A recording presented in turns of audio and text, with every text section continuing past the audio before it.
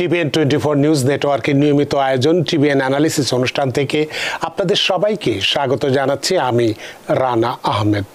সুপ্রিয় দর্শক, আপনারা এই মুহূর্তে যারা ঘরে টেলিভিশন সেটের সামনে বসে এই অনুষ্ঠানটি দেখছেন কিংবা আরেকটু পরে টেলিভিশন সেটের সামনে বসে আপনাদের এই প্রিয় অনুষ্ঠানটি উপভোগ করবেন, কিংবা এই মুহূর্তে যারা ফেসবুক লাইভে ঢুকেছেন অথবা আরেকটু পরে ফেসবুক লাইভে ঢুকবেন, কিংবা আরও পরে সময় সুযোগ মতো যারা ইউটিউবে অনুষ্ঠানটি দেখবেন তাদেরকেও আগাম স্বাগত জানিয়ে রাখি। সুপ্রিয় দর্শক, আজকেও আমরা ইমিগ্রেশন নিয়ে কথা বলবো। ইমিগ্রেশনের আজকে আমরা সুখবর দিয়ে আজকের অনুষ্ঠান শুরু করব। সুখবরটি হচ্ছে যে ইমিগ্রেশনের বিভিন্ন ক্যাটাগরির ইন্টারভিউয়ের তারিখ অনেক এগিয়েছে। এই মাসে যে ভিসা বুলেটিন বেরিয়েছে সেই ভিসা বুলেটিন মোতাবেক কোন ক্যাটাগরির কতটা বেরিয়েছে সেটা আমরা আলোচনা করব। হাতে সময় থাকলে এটাও আপনাদেরকে জানাবো যে ইউএস যে ইমিগ্রেশনের যে কর্মকর্তা যারা আছেন তাদেরকেও অনেক বেশি ক্ষমতা দেওয়া হয়েছে। কি কি বিষয়ে কাদের উপরে এই ক্ষমতা দেওয়া হয়েছে, কি কি ক্ষমতা দেওয়া হয়েছে এবং তার পরিপ্রেক্ষিতে তার কনসিকুয়েন্সটা কি হতে পারে, আমাদের যারা আবেদনকারী আছে তাদের ক্ষেত্রে কি হতে পারে সে বিষয়টি নিয়ে আমরা কথা বলবো। সুপ্রিয় দর্শক, এর বাইরেও আপনাদের তো ইমিগ্রেশন সংক্রান্ত নানান প্রশ্ন থাকবেই, থাকাটাই স্বাভাবিক। সেই প্রশ্নগুলো করবার জন্য আমাদের টেলিভিশন স্ক্রিনে যে টেলিফোন নম্বরটি ভেসে উঠেছে তারপরেও আমি বলে দিচ্ছি 646-307-9828 এই নম্বরে ফোন করতে পারেন, কিংবা যাদের ফোন করতে খুবই অসুবিধা হয় তারা আমাদের ফেসবুকেও প্রশ্ন রাখতে পারেন। আমরা সবগুলো প্রশ্নের উত্তর দেবার চেষ্টা করব এবং ইত্যকার এই সমস্ত বিষয়ে আলোচনা করবার জন্য আমাদের স্টুডিওর সাথে সংযুক্ত হয়েছেন আপনার আমাদের সকলের প্রিয়জন, প্রিয় মানুষ, প্রিয় মুখ, প্রিয় অ্যাটর্নি ইরশাদ সামি। অ্যাটর্নি ইরশাদ সামি, আপনাকে স্বাগত। আপনি মিউট আছে, একটু আনমিউট করুন, আমরা শুনতে পাচ্ছি না আপনার, আনমিউট করুন। আসসালামু আলাইকুম ভাইয়া, কেমন আছেন রানা ভাই? আচ্ছা, আলহামদুলিল্লাহ, আপনি কেমন আছেন? আলহামদুলিল্লাহ, শুকর। আপনাকে আমাদের দর্শকরা সবাই ভালো আছেন? হ্যাঁ, নিশ্চয়ই, ইনশাল্লাহ। তো আজকে আপনার সাথে মানে আমি জানি যে আপনি একটু অনেক ব্যস্ত ছিলেন, সেই ব্যস্ততা উপেক্ষা করে আমাদের সাথে সংযুক্ত হয়েছেন। তো আজকে আমরা একটি সুখবর দিয়ে শুরু করতে চাই যে ভিসা বুলেটিনের ইমিগ্রেশনের বিভিন্ন ক্যাটাগরি ইন্টারভিউর তারিখ যে এগিয়েছে এ সম্পর্কে আমাদের এই যে তিতামিঠা যে বিষয়টা, হাসি কান্নার যে বিষয়টি, সে বিষয়ে একটু অনুভূতিটা আমরা দেখিনি। সুপ্রিয় দর্শক, আমেরিকায় আসার পর আমাদের সবারই একটা স্বপ্ন থাকে, পরিবারকে নিয়ে একসাথে জীবন গড়ার স্বপ্ন। মা বাবা যেন পাশে থাকে, স্ত্রী সন্তানদের হাসি যেন ঘর ভরে ভেসে ওঠে, ভাই বোনদের সঙ্গে যেন প্রতিটি উৎসব ভাগাভাগি করে নেওয়া যায়। একসাথে থাকার স্বপ্ন, সুখ দুঃখ ভাগাভাগি করারই স্বপ্ন। কিন্তু সেই স্বপ্নের সাথে লড়াই করে যায় এক ভয়ঙ্কর বাস্তবতা, ইমিগ্রেশনের ব্যাকলগ। ইমিগ্রেশনের এই জটিল নিয়ম আর বছরের পর বছর ধরে জমে থাকা ব্যাকলগ আমাদের সেই স্বপ্নের সামনে এক অদৃশ্য প্রাচীর তুলে দেয়। আমরা আবেদন করি, অপেক্ষা করি, দিন যায়, বছর যায়, কিন্তু প্রতীক্ষার যেন শেষ হয় না। এক লম্বা পথ চলা, যেখানে প্রতিটি দিন যেন এক একটা ভারী বোঝা হয়ে বুকের উপর চেপে বসে আছে। কিন্তু তারপরেও আশার প্রদীপ নিভে যায় না। প্রতি মাসে আমরা তাকিয়ে থাকি ভিসা বুলেটিনের দিকে, ভাবি এ মাসে কি কোনো তারিখ এগিয়েছে? সামান্য কয়েকটি দিন এগুলোও বুকের ভেতর যেন নতুন করে আলো জ্বলে ওঠে। মনে হয় হয়তো আরেকটু কাছে এলাম আমাদের প্রিয় মানুষদের।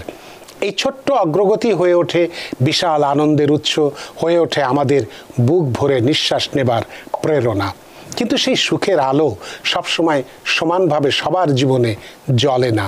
যেমন এই October 2025-এর visa বুলেটিনে F1, F2A, F2B আর F3 ক্যাটাগরির তারিখ এগিয়েছে বেশ, যা অনেকের জন্যেই বয়ে এনেছে আনন্দের বন্যা। বিশেষ করে F2A অর্থাৎ একজন গ্রিন কার্ডধারীর স্বামী বা স্ত্রী সন্তানদের ইন্টারভিউয়ের তারিখ একেবারেই এগিয়েছে প্রায় 17 মাস। আর এই বৃদ্ধি যেন আনন্দের মাত্রা আরও বাড়িয়ে দিয়েছে তাদেরকে। পাশাপাশি F4 ক্যাটাগরির তারিখ টানা 4 মাস এক চুলও নড়েনি। এটি এই ক্যাটাগরিতে আবেদনকারীদের বুকের উপর যেন এক জগদ্দল পাথর চেপে বসে আছে। সুপ্রিয় দর্শক, হাজারো পরিবার আজও অপেক্ষার বোঝা বয়ে বেড়াচ্ছে। অনেক সন্তানের বয়স আইনের সীমা ছুঁয়ে যাচ্ছে, ফলে তাদের আশার আলো, আশার স্বপ্ন ভেঙে যাচ্ছে কাঁচের টুকরোর মতো। একদিকে আনন্দের অশ্রু, অন্যদিকে হতাশার দীর্ঘশ্বাস। এভাবেই আমাদের অভিবাসী জীবনের প্রতিটি দিন ভরে ওঠে মিশ্র অনুভূতিতে। সুপ্রিয় দর্শক, এ এক অন্তহীন সংগ্রামের গল্প, যেখানে আছে ভালোবাসার টান, আছে পরিবারের জন্য আকুলতা, আছে আশার আলো আর বেদনার অন্ধকার। আজকের এই আলোচনায় আমরা ছুঁয়ে দেখব সেই কষ্ট, সেই আনন্দ, সেই দীর্ঘ প্রতীক্ষার মানসিক যাত্রাকে, যা এক একজন অভিবাসীর হৃদয়ে খোদাই হয়ে আছে আজীবন। তো চলুন শুরু করা যাক আজকের এই ভূমিকা সম্বলিত আলোচনা। ভিসা বুলেটিন অক্টোবর 2025-এর রিপোর্ট অনুযায়ী ইমিগ্রেশনের কোন কোন ক্যাটাগরির ইন্টারভিউয়ের তারিখ কতটা এগিয়েছে। অ্যাটর্নি ইরশাদ সামি, আমি এই ভিসা বুলেটিনের কথা বললাম এবং সুখবরের কথা বললাম, সেই সাথে একটু এগুনো এবং ব্যাকলগের কারণে আমাদের ভেতরে কি উথাল পাতাল করে, কি অনুভূতি সৃষ্টি হয়, সেটাও একটু ব্যাখ্যা করার চেষ্টা করেছি। আপনার কাছে এই বিষয়ে জানতে চাইব যে এই যে 2025-এর অক্টোবর মাসে যে ভিসা বুলেটিনটা বেরিয়েছে, এখানে আমরা দেখতে পাচ্ছি ইমিগ্রেশনের যে বিভিন্ন ক্যাটাগরি যেগুলো আছে, F1, F2A, F2B, F3, F4, এগুলোর মধ্যে কোনটা কতটা এগিয়েছে আপনি যদি একটু বিস্তারিতভাবে বলেন, তাহলে যারা এই যে দীর্ঘদিন ধরে আবেদন করে অপেক্ষা করছেন আমার ইন্টারভিউ কবে আসবে কবে আসবে কবে আসবে এরকম চিন্তা, তারা একটু আপনার মুখ থেকে শুনে কিছুটা হলো আশার আলো দেখতে পাবে। অ্যাটর্নি ইরশাদ সামি। হ্যাঁ ভাই, আপনি সঠিকভাবে বলেছেন। F2A 17 মাস এগিয়েছে, যেটা স্পাউস অফ গ্রিন কার্ড হোল্ডারের স্পাউস এন্ড চিলড্রেনদের। তো এটা সবার জন্য সুখকর।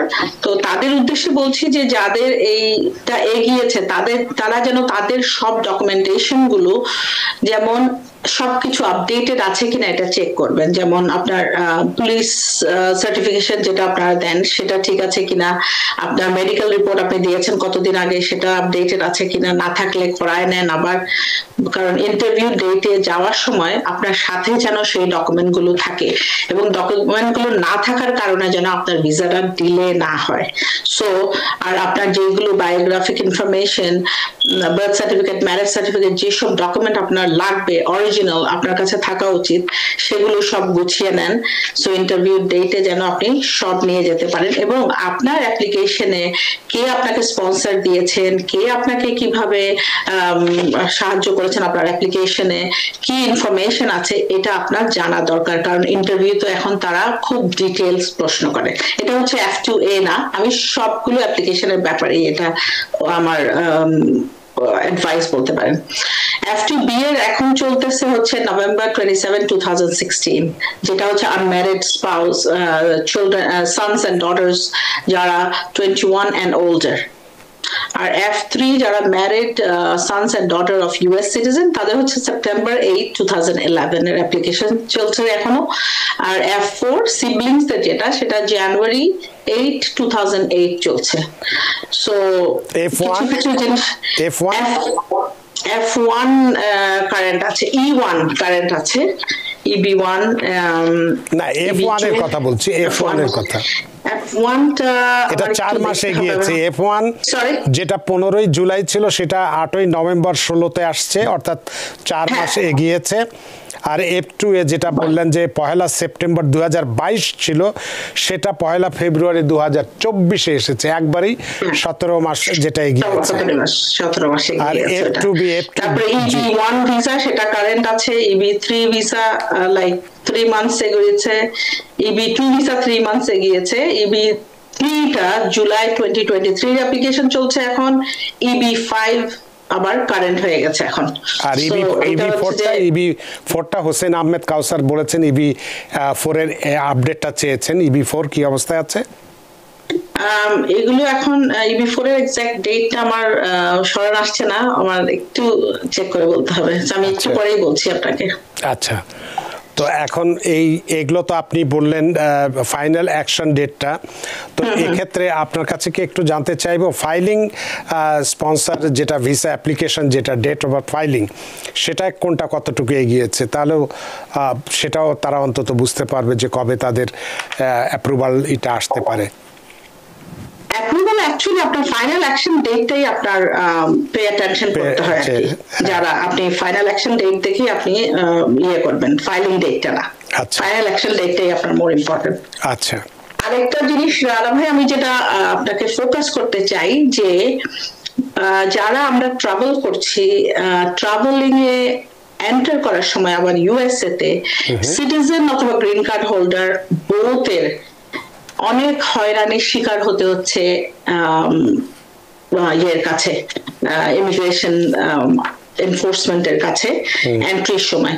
এটা হচ্ছে কাদেরকে স্পেসিফিকলি, আপনাদের যদি প্রিভিয়াস কোনো প্রবলেম থেকে থাকে, যেমন আপনার হয়তো দুইটা নাম ছিল আগে কখনো, অথবা ডেট অফ বার্থে কোনো সমস্যা ছিল, অথবা মা বাবার নামে কোনো সমস্যা ছিল, অথবা কোনো ক্রিমিনাল কেসে আপনি গিলটি ছিলেন, অথবা আপনার অ্যারেস্ট হয়েছিলেন, এবং এমনকি আপনি যদি ডোমেস্টিক ভায়োলেন্সও অ্যারেস্ট হন, these are also they are making it issue আপনার এন্ট্রির সময়।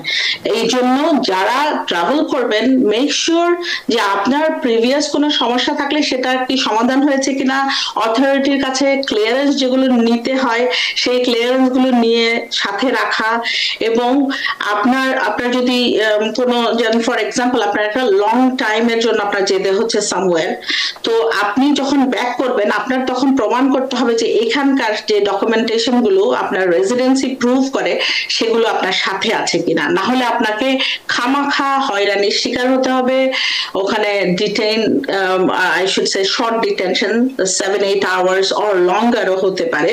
সো আপনার সেই ভোগান্তিগুলো অ্যাভয়েড করার জন্য যেই জিনিসগুলো আপনার নিয়ে যাওয়া প্রয়োজন সেগুলো আপনি সাথে রাখবেন। আর যদি আপনার জানা না থাকে আপনি ট্রাভেল করবেন, তাহলে আপনি একজন প্রফেশনালের কাছে যে অ্যাডভাইস নেবেন। আমি রিসেন্টলি একজনের ঘটনা, যে উনাকে প্রফেশনাল সামবাডি বলেছেন যে আপনার কোনো সমস্যা নেই, কিন্তু উনি যখন আসছিলেন তখন ওনার এটা বিগ প্রবলেম হয়েছে। সো এই জিনিসগুলো আপনাকে খেয়াল করতে হবে নিজে। এবং আপনার ট্রাভেলিং যদি মনে করেন যে এখন না ট্রাভেল করে, মানে ইউএস এর বাইরে ট্রাভেল না করে আপনি পারেন, তাহলে ট্রাভেলটা এখন একটু স্থগিত রেখে ইউএস এর ইনসাইডে আপনি ঘুরে বেড়ান। কিন্তু আউটসাইড ট্রাভেল করলে make sure you have all the documentation what you need. যদি ট্রাভেল থাকে, ফর এক্সাম্পল আপনি কখনো এক সময় অ্যারেস্টেড হয়েছেন এবং আপনার কেসটা হয়তো ডিসমিস হয়ে গেছে, সেই ডিসমিসের যে ডিসপোজিশন সার্টিফিকেট এটা যেন আপনার সাথে থাকে। এবং আপনি যদি মনে করেন যে আমি দেশের বাইরে আছি, যখন বাংলাদেশে যাচ্ছি, আমার একটা লং টাইম আমার প্রপার্টি বিক্রি করতে হবে, অথবা সাম রিজনে আমার হয়তো 6 মাস অথবা লঙ্গার থাকতে হবে, অথবা পড়াশোনা করতে হবে, তো আপনি যদি যাই আপনি করেন না কেন সেই ডকুমেন্টেশনটা আপনার থাকতে হবে টু প্রুভ কেন আপনি, why did you stay so long. So সেটার যেন প্রুফে আপনি দেখাতে পারেন যে আমার প্রপার্টি আমি ডিসপোজ করেছি, এটাতে আমার এত সময় লেগেছে, and this is my document. যেটাই ডকুমেন্ট আপনার কাছে থাকে, অথবা আপনি পড়াশোনা করছিলেন, সো পড়াশোনার সেই সার্টিফিকেটটা, অথবা আপনি রেজাল্ট যেটা পেয়েছেন, সো অল দিস থিং। এবং আপনি ইউএস তে যে আপনার রেসিডেন্সি মেনটেন করছেন সেটারও, যেমন লিজ এগ্রিমেন্ট আপনার সাথে থাকতে পারে, ট্যাক্স রিটার্নের কপি থাকতে পারে, আপনার মানে utilities bill, phone bill, all this আপনার অনলাইনে থাকলে সামটাইমস আপনাকে হয়তো ফোন অন করতে নাও দিতে পারে। সো এই জন্য পেপার কপি করে আপনি সাথে একটা ফোল্ডার করে রাখবেন। সরি, হার্ড কপি রাখতে বলছেন আপনি? হার্ড কপি রাখতে বলছি বিকজ সামটাইমস তারা ফোন অন করতে দেয় না, এবং হয়তো আপনার ফোনে চার্জ নাই। They have become very difficult and very nasty actually. So এই জন্য আপনি ইউএস সিটিজেন হন অথবা গ্রিন কার্ড হোল্ডার হন, আপনি নিজে জানেন আপনার কি সমস্যা আছে, কখনো কোনো মিস ইনফরমেশন দিয়েছেন কিনা, you know it more than anybody else. So এটা পে অ্যাটেনশন করতে হবে। আরেকটা জিনিস হচ্ছে যে অনেকে এখানে হয়তো সিটিজেন হয়ে গেছেন, অথবা বাংলাদেশ থেকে কোনো এক সময় আসছিলেন, অথবা অন্য কোনো দেশ থেকে আপনি ট্রাভেল করেছেন, তখন একটা ইনফরমেশন দিয়েছিলেন, পরে এখানে সামহাউ অ্যাডজাস্ট করে ফেলছেন, আপনি গ্রিন কার্ড পেয়ে গেছেন। তারা সেই আপনার ওল্ডার ডকুমেন্ট দেখেও তারা ইন্সপেকশন করছে, স্ক্রুটিনাইজ করছে ওয়েদার আপনি ইনফরমেশন গুলো ঠিক দিয়েছিলেন কিনা। সো এরকম অসংখ্য ফাইল তারা এখন নাড়ছেন, এবং তারা স্ক্রুটিনাইজ করে বিভিন্ন মানুষকে হঠাৎ করে ইন্টারভিউ, যেমন আপনি গ্রিন কার্ড পেয়েছেন, আপনার অনেক দিন হয়ে গেছে, আপনাকে এখন হঠাৎ করে আপনি চিঠি পেয়েছেন যে come for an interview. So এই ধরনের চিঠি যদি আপনি পান, don't ignore it, go to a professional. এটা অবশ্যই কোনো অ্যাটর্নির মাধ্যমে আপনি দেখেন এবং এটা যাচাই বাছাই করে, এবং আপনি প্রিপারেশন নিয়ে তারপরে ইন্টারভিউতে যাবেন। আপনার আগে আপনি কি ইনফরমেশন দিচ্ছেন, পরে কি ইনফরমেশন দিচ্ছেন, কেন এই অসামঞ্জস্যটা এসেছে, ইনকনসিস্টেন্সি, এটার এক্সপ্লেনেশন নিয়ে, এবং এটার কে প্রুফ করার এনাফ সাপোর্টিং ডকুমেন্ট নিয়ে যেতে হবে। এগুলো আমরা এখন এভরিডে এ ধরনের কেস করছি, এই জন্যই আমি আমাদের দর্শকদের উদ্দেশ্যে এগুলো বলছি। এটা খুব কি বলবো, অ্যালার্মিং রাইট নাও এই জিনিসগুলো। অনেকে সিটিজেন যারা তাদের ফাইলও পুল করছেন যে আগে এই ইনফরমেশন দেওয়া হয়েছিল, আপনার অন্য অ্যাপ্লিকেশন, আপনি অন্য ইনফরমেশন দিয়েছেন, so they are taking your file out, এবং তারা আপনাকে কি বলবো, ইনভেস্টিগেশন করে আপনাকে এটা, if they find any kind of fraud, misleading information, misrepresentation, they're going to take it out. So তাই বলে সবাইকে করছে না, সবাইকে করা পসিবল না, বাট যেগুলো করছে সেই ক্লায়েন্টগুলো আমরা পাচ্ছি, সেগুলোই আমি মানে ইদানিং এর যে অ্যালার্মিং যে জিনিসগুলো আমরা পাচ্ছি, সেটা নিয়ে আমি আপনাকে দর্শকদেরকে আমি অবগত করানোর জন্য এটা বলছি। ভয় পাওয়ার কিছু নাই, যে কোনো সিচুয়েশনে আমরা অ্যাটর্নিরা রেডি আছি, we going to deal with it and we going to fight them back ইনশাআল্লাহ।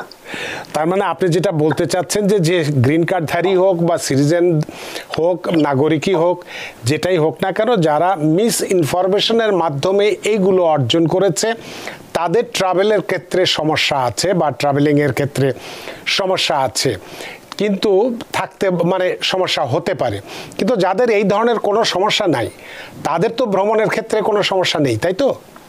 হ্যাঁ রানা ভাই, সমস্যা আমি জানি না, যার যে সমস্যাটা আছে সে জানবে আর কি। আমি জাস্ট বলছি অ্যাজ আ জেনারেলি। তো ভ্রমণে অনেক সময় দেখেন, ফর এক্সাম্পল আপনার নামটা ধরেন একটু, অফিসারদের এখন অনেক বেশি ডিসক্রিশনারি পাওয়ার আছে।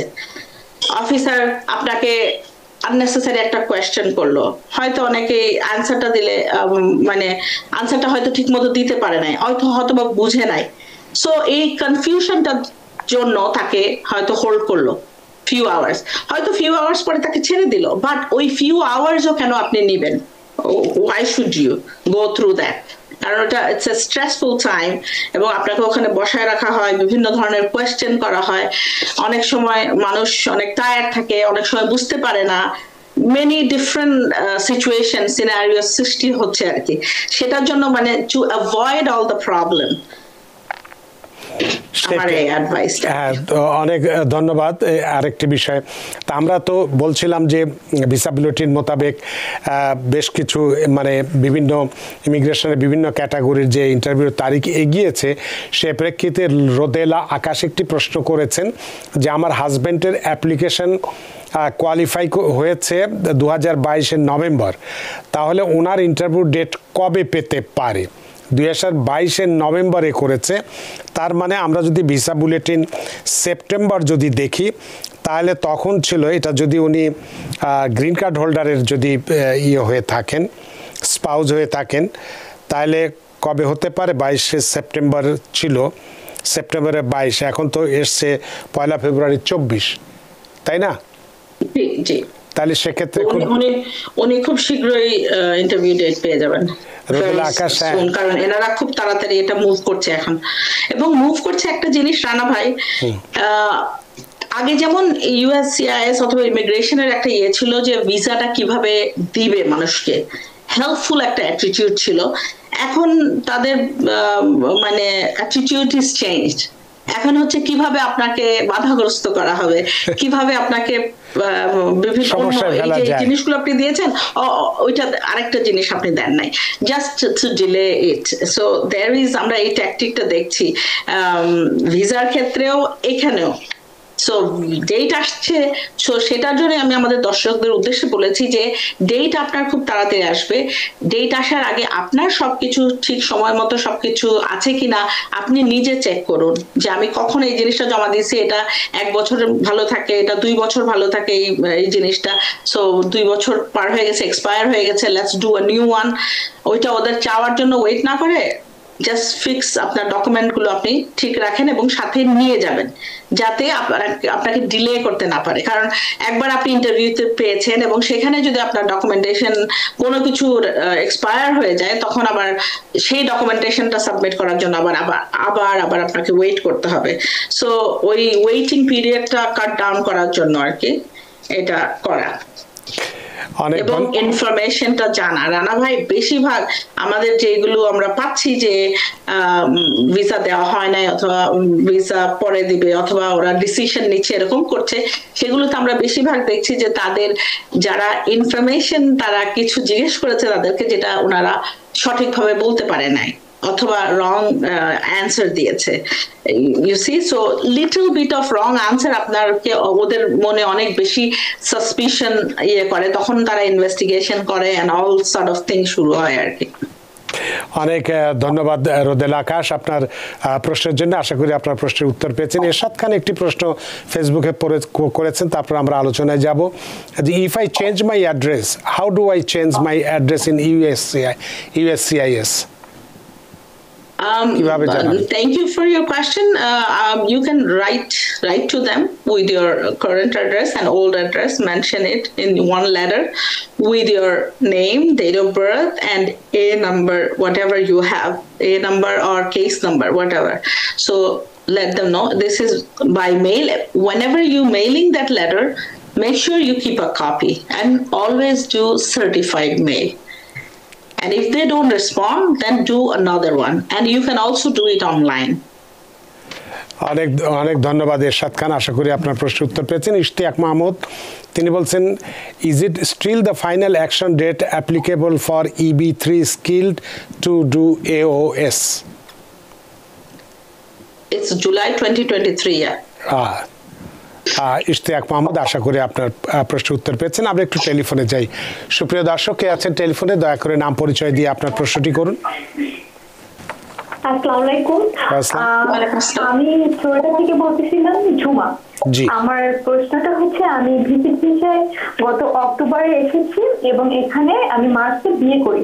বিয়ে করার পর আমার হাজবেন্ড গত আগস্টে সাবমিট করার মানে গত আগস্টের 15 তারিখ, কিন্তু আমার এই মাসে চিঠি আসে যে নেক্সট মান্থে আমার ইন্টারভিউ ডেট।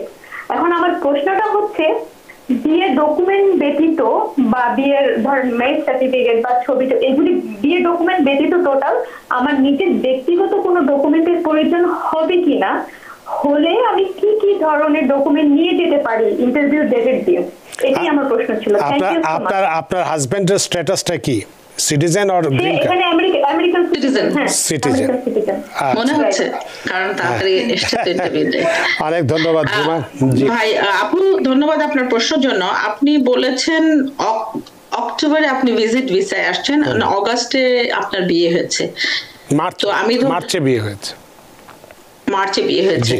সো এখন হচ্ছে আপনাকে যে ডকুমেন্টেশন ওনার নিজের দরকার, আপনার বার্থ সার্টিফিকেট, আপনার দুজনের জয়েন্ট যে ডকুমেন্টেশন গুলো সেগুলো নিয়ে যেতে পারেন। যেমন আপনাদের দুইজনের যদি ব্যাংক অ্যাকাউন্ট থাকে সেটা নিয়ে যাবেন, আপনাদের যদি বাসার লিজ থাকে যেখানে আপনারা দুজন একসাথে ছিলেন সেটা, আপনাদের দুজনের আইডিতে সেম অ্যাড্রেস আছে কিনা, আপনার পড়াশোনার এটা সার্টিফিকেট থাকলে এগুলোও নিয়ে যেতে পারেন, ইট হেল্পস টু। তারপরে আপনি নিয়ে যেতে পারেন হচ্ছে ভিডিও, আপনার বিয়ের কার্ড, বিয়ের আপনার যে আপনারা কোনো শপিং করেছেন সেগুলোর রিসিট যদি থাকে সেগুলো নিয়ে যান। Take as much document you can, whatever you can, just take it.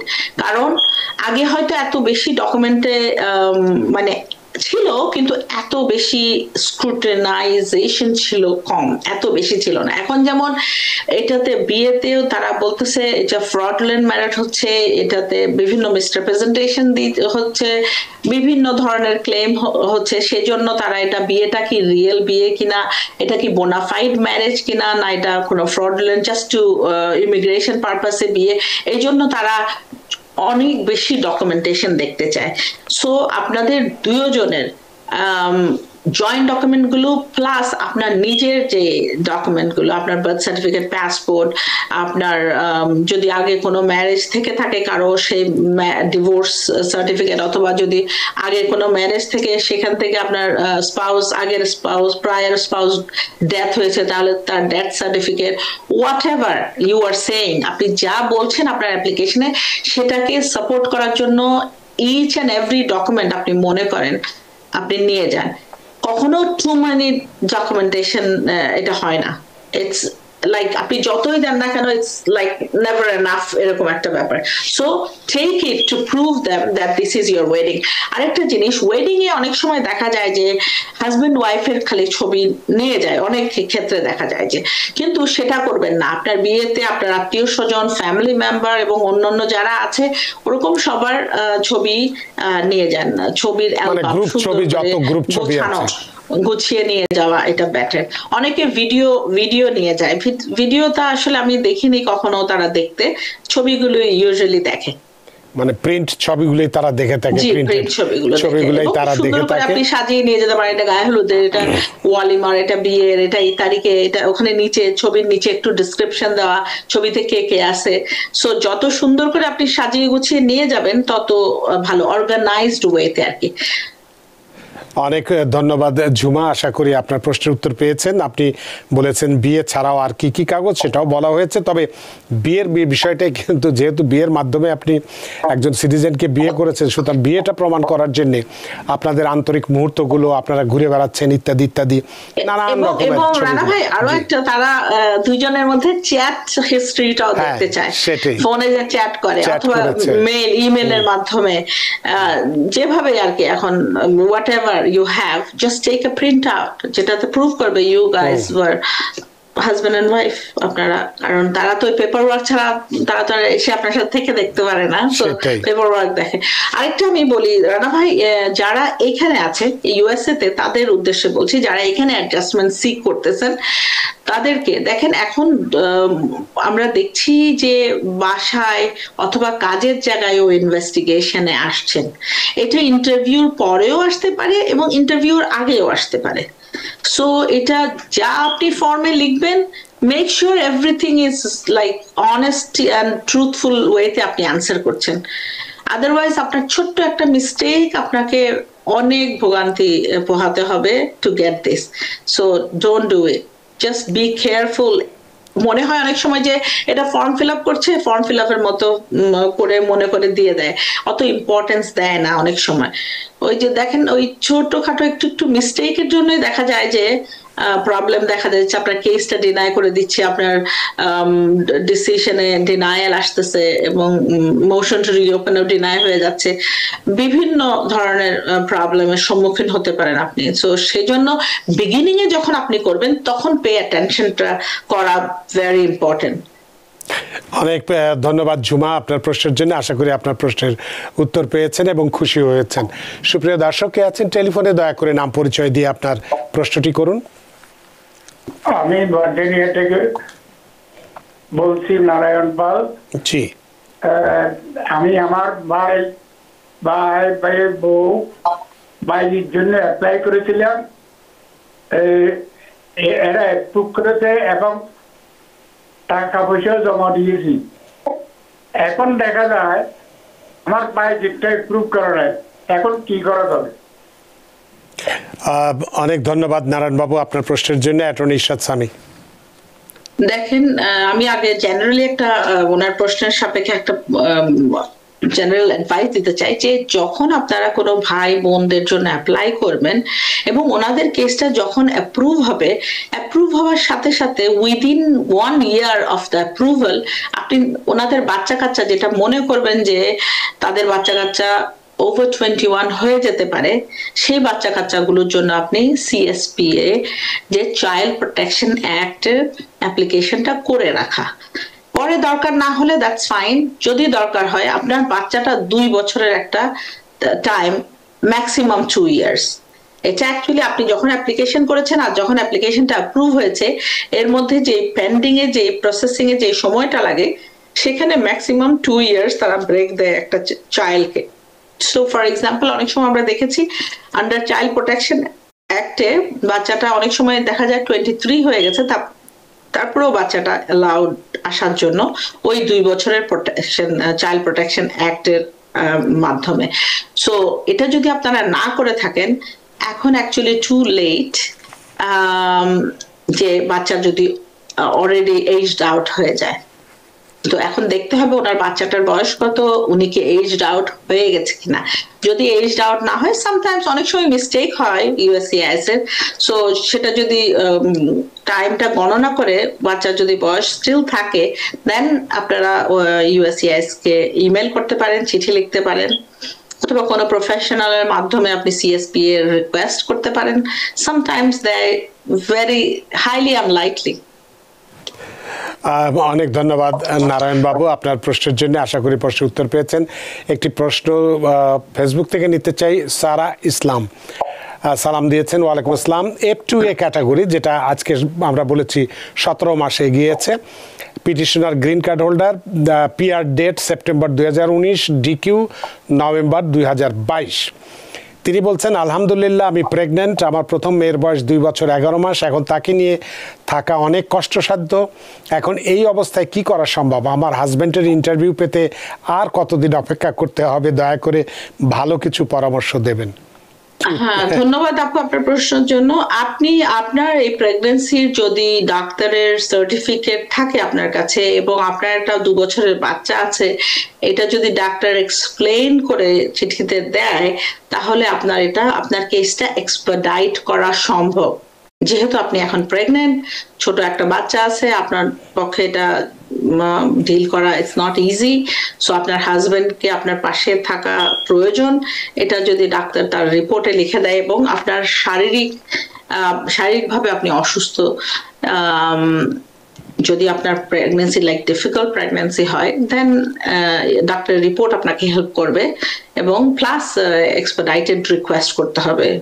এটা প্রফেশনালদের মাধ্যমে করেন প্লিজ, কারণ একবারই পাওয়া যায় এটা, এবং প্রথমে যদি আপনি ঠিক করে না করেন, পরে আর এটা করে না। অনেক ধন্যবাদ সারা ইসলাম আপনার প্রশ্নের জন্য। সুপ্রিয় দর্শক কে আছেন টেলিফোনে, দয়া করে নাম পরিচয় দিয়ে আপনার প্রশ্নটি করুন। হ্যালো। জি হ্যালো, আসসালামু আলাইকুম। ওয়ালাইকুম আসসালাম। আমি নিউ জার্সি থেকে আলম বলছি।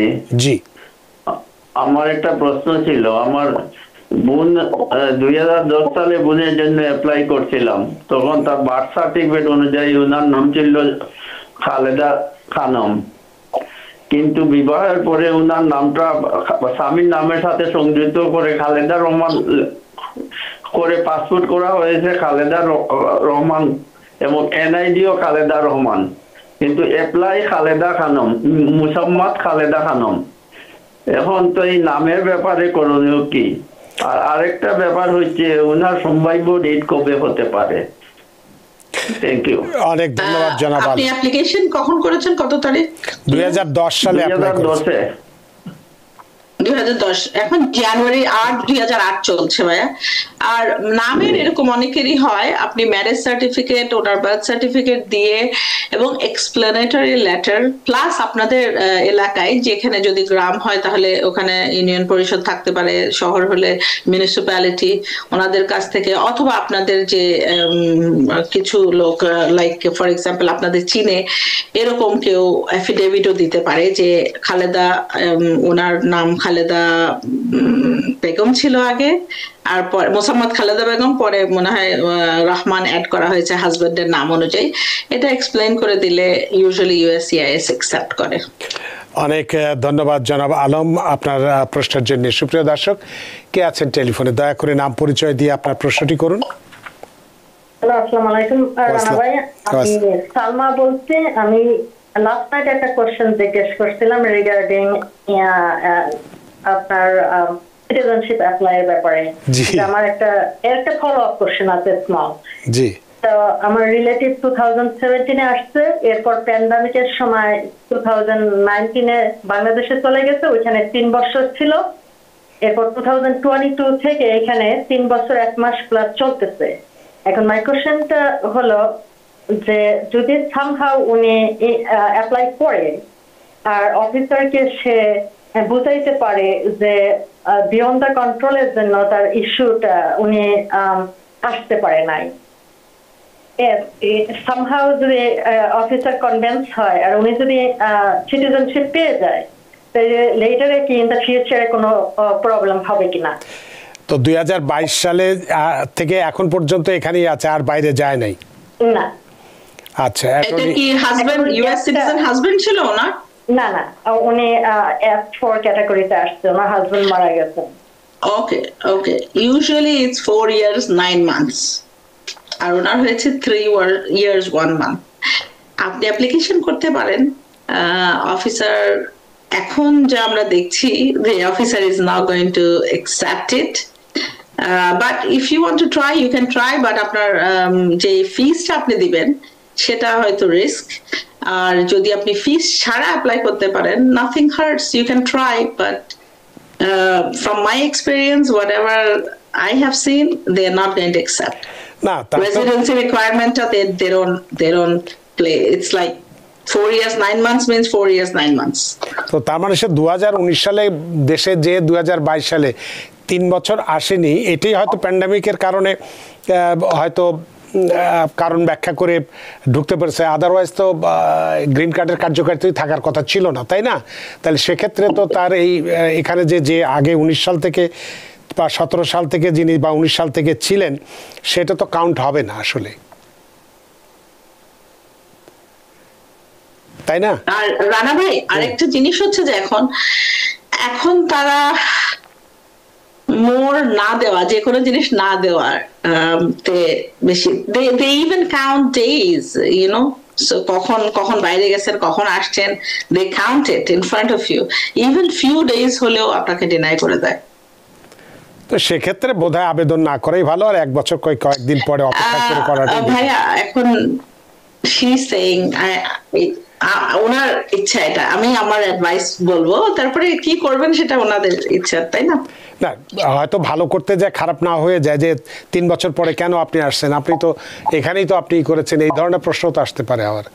অবশ্যই অবশ্যই। তাহলে খামাখা কেন এটা চুলকিয়ে ঘা করার কোনো দরকার আছে? বরং আছে থাকুক, সেভাবে 2 বছর পরে করাটাই বোধহয় ভালো হবে। ওয়েট করা রেসিডেন্সি রিকোয়ারমেন্টের ব্যাপারে ভেরি ভেরি স্ট্রিক্ট। হ্যাঁ, অনেক ধন্যবাদ সালমা। আসলে সিদ্ধান্ত আপনাকেই নিতে হবে, আমরা আমাদের মতামতটা শুধু দিয়েছি, সিদ্ধান্ত নেওয়ার দায়িত্বটা আপনারই।